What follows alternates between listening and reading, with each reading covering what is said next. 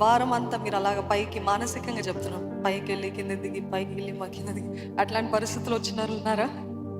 సంతోషము, దుఃఖము, వేదన, మళ్ళీ సంతోషం, మళ్ళా ఆధ్యాత్మిక జీవితంలో ఎప్పుడు ఒకేలాగా ఉండదండి. తుఫాన్లు వస్తాయి, శోధనలు వస్తాయి, పోరాటాలు వస్తాయి, వేదనలు వస్తాయి. అప్పుడు ఇంకా దగ్గరికి వెళ్తాము దేవుని దగ్గరికి.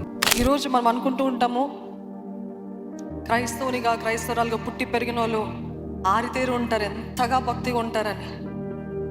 కానీ జ్ఞానాన్ని సిగ్గపరచడానికి దేవుడు వెర్రివారిని అనుకుంటారంట. దేవుడు మనుషులు చూసినట్టు చూడడండి.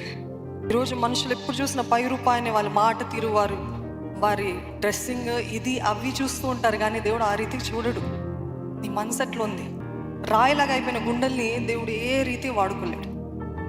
అతి శుతిమెత్తనైన మనస్సు, హృదయం, అటువంటి వారి కోసం దేవుడు చూస్తున్నాడు.